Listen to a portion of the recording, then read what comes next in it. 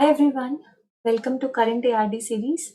Today is day 7, and in this series, we have been discussing current affairs based questions related to agriculture and rural development. And this session is going to be important for your upcoming NABARD exam.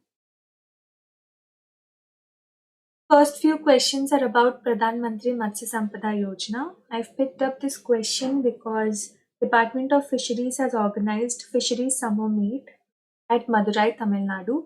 And in this meet, Union Minister Shri Rajiv Ranjan Singh has launched 312 fisheries projects and with an investment of rupees 114 crores.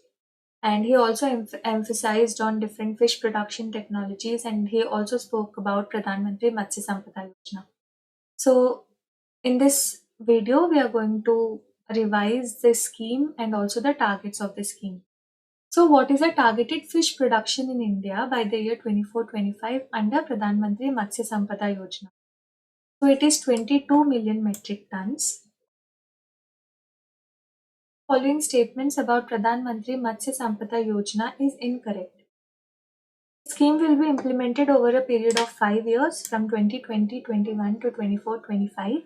It targets to enhance the productivity to 5 tons per hectare, and the total outlay of the scheme is rupees 20,050 crores, and it aims to increase the domestic fish consumption by 12 kg per capita by 2024, and all of the above. So answer is all of the above because all of these are the targets of Pradhan Mantri Matsya Sampada Yojana.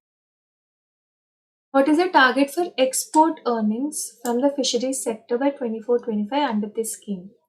So we are targeting to reach 1 lakh crore of export earnings under this scheme. So let us revise this scheme. So Department of Fisheries, Ministry of Fisheries, Animal Husbandry and Dairying has launched this scheme, Pradhan Mantri Matsya Sampada Yojana, in 2020-21 for 5 years. It will run up to 24-25 with a total budgetary outlay of 20,050 crores.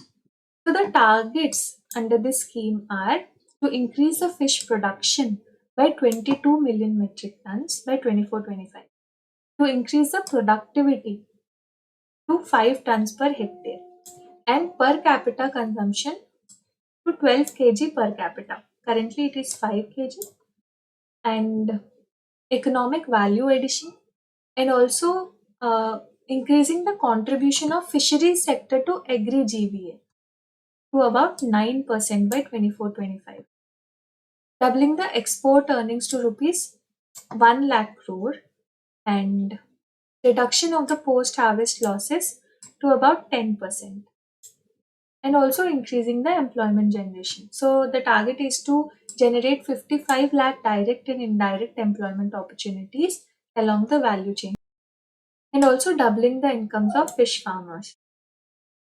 Next question. Which of the following statements about Pradhan Mantri Matsya Kisan Samriddhi Seh Yojana is incorrect? So this is a sub-scheme under Pradhan Mantri Matsya Sampada Yojana, and this scheme has 4 components which are important. So let's see the components first. So this scheme is a central sector sub-scheme under Pradhan Mantri Matsya Sampada Yojana. The total outlay for this scheme is 6,000 crores, and this is going to run up to 26-27. This was launched in last year's budget, and this scheme has 4 components. So under component 1, the component 1A focuses on creating National Fisheries Digital Platform. So the main aim of this scheme is to formalize the fisheries sector. So under this, it will create a National Fisheries Digital Platform in which the fish producers, workers, micro enterprises, they will get registered, and they will also get financial incentives for getting registered. And under component 1B, it facilitates aquaculture insurance. So any fish farmer who is taking insurance will get a incentive of 40% premium subsidy up to rupees 25,000 per hectare. So the maximum is 4 hectares. He will receive insurance premium subsidy up to 4 hectares, and maximum up to 25,000 per hectare. So he will receive maximum 4 into 25, it's 1 lakh. So he will receive 1 lakh rupees maximum benefit. And for SC/ST women beneficiaries, there will be additional 10% incentive. Under component 2 and 3, this scheme aims to improve the fisheries value chain and also promote fish product safety and quality assurance. So, under this, the micro enterprises will receive the performance grant on investment they have made. So, the performance grant they will receive is capped at 25% of total investment or rupees 35 lakhs for general category and 35% or rupees 45 lakhs for SC/ST and women owned enterprises. This is for micro enterprises. And for small enterprises, they will receive up to 25% or rupees 75 lakhs, whichever is lower. This is for general category small enterprises. And for SC/ST and women owned enterprises, it is 35% or rupees 100 lakhs or 1 crore.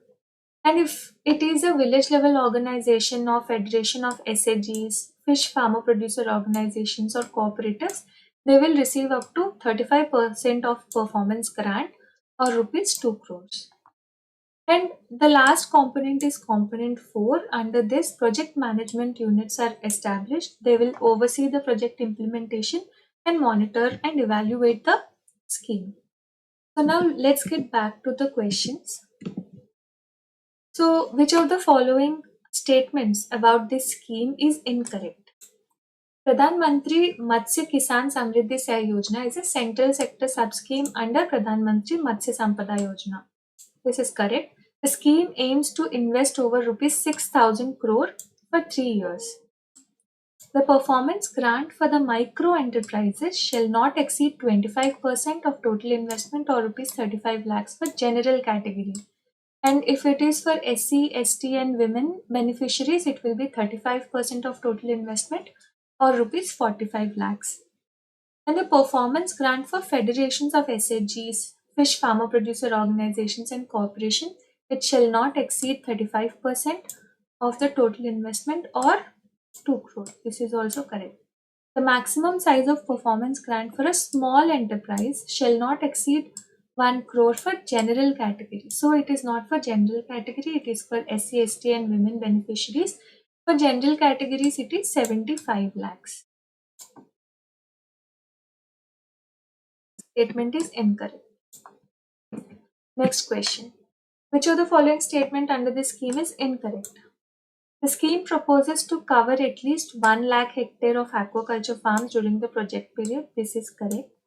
The one-time incentive for purchasing aquaculture insurance is 40% of the premium cost, as we have seen, which is subject to 25,000 per hectare. And the maximum incentive payable for insurance premium to a single farmer is rupees 2 lakhs. Correct statement, because the maximum amount is 1 lakh. Maximum area for which the farmers will get incentive is up to 4 hectares. Intensive forms of aquaculture such as recirculatory aquaculture system, biofloc technology, the maximum incentive is up to rupees 1 lakh rupees. And for SC/ST women beneficiaries, they will get 10% incentive extra. So this is also right.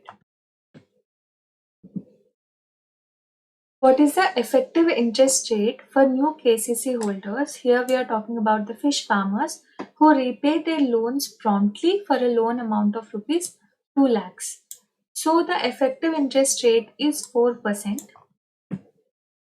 So in 2018-19, the Government of India has extended the KCC facility to fisheries and animal husbandry sector as well. So under this, the farmers can get a credit up to a limit of rupees 2 lakhs and with an interest rate of 7%, including the interest subvention that is provided by government, that is 1.5%. And if they have repaid the loan promptly, timely, they will get 3% per annum interest subvention extra. Then the effective interest rate would be 4%. And this is up to rupee, for the loan amount up to rupees 2 lakhs. One more important point is after applying for the KCC card, they should receive that card within 14 days of application. Next question. The ICAR, Indian Council of Agriculture Research, celebrated its 96th Foundation Day on 16th July. It is an autonomous body established in which year? So, ICAR is established in 1929. Which organizations have signed a significant MOU with the Indian Council of Agriculture Research on its foundation day to enhance training and capacity building programs for farmers and rural youth? So it is Syngenta India Private Limited. So on the 96th Foundation Day, ICAR has launched One Scientist, One Product, under which all the scientists under ICAR, that is 5,521 scientists, will have to come up with a product, a technology, a model, or a concept, or a good publication.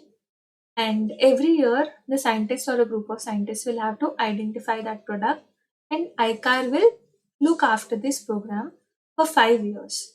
And this year, the focus is mainly on creating seed hubs for high yielding oil seeds and pulses varieties.